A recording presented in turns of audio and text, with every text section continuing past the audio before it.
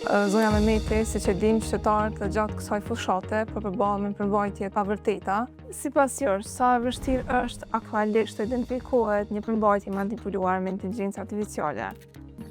Po, ajo çka po shohim tash sidomos në fushatën faktikisht në prag të zgjedhjeve të shtatqershorit, janë përmbajtje të cilat janë të gjeneruara me inteligjencë artificiale. Këtu hyn edhe video të cilat janë të maskuara si raportime mediatike autentike.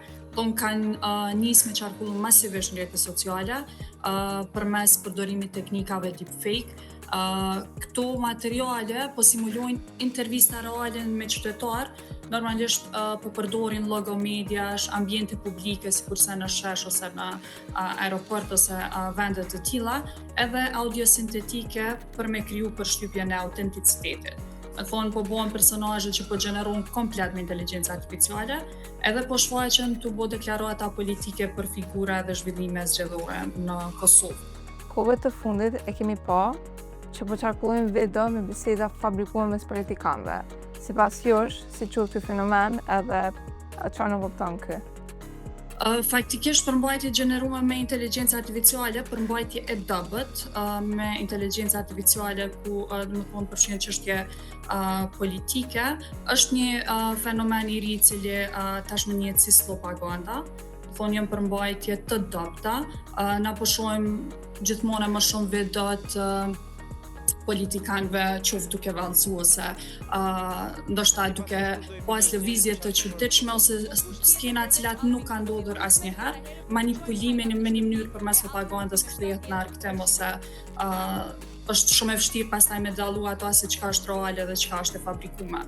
Për këtyre përmbajtjeve të manipuluara me inteligjencë artificiale, sa mendoni që është rrezikuar opinioni publik nga dezinformimi viral edhe nga me audio? Komplet kjo situatë rrezikon edhe dëmton edhe besimin mediat profesionale, domethënë e krijon një konfuzion informativ gjatë fushatave zgjedhore për shkak që qytetarët po shohin përmbajtje të cilat nuk janë të vërteta, janë komplet të manipuluara, të gjeneruara me inteligjencë artificiale, po përdoret një prej elementeve kryesore të manipulimit që është përdorimi i logove të mediave reale, mikrofon ose grafika vizuale dhe kjo po e krijon përshtypjen se materiali është i prodhuar nga redaksi reale. Zonja Mehmeti, a mendoni se publiku në Kosovë ka një rritje nevojshme për me dallu manipulimet me AI? Mendoj që ende është një sfidë për shkak që po e shohim që njerëz po kanë tendenca me i besu domethënë këto përmbajtje të cilat nuk janë të vërteta, nuk po flas vetëm në rast kur janë të gjeneruara komplet me inteligjencë artificiale, por edhe kur ka manipulim thjesht të fakteve ose diçka të tillë, por që ka nevojë ende me u ngrit vedia për që mos me marr asgjë që publikohet online si të vërtet, pa i pa burimet nëse janë të sakta ose pa i krahasu nëse të njëjtat përmbajtje janë të publikuara edhe në media të cilat janë kredibile.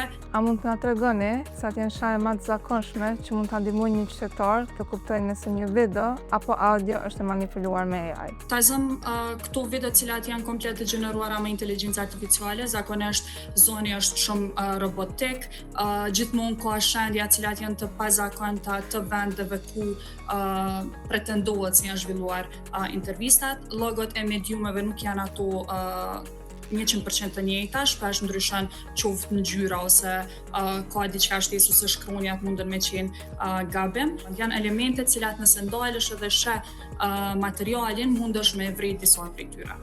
Faleminderit shumë edhe një herë. Mirë.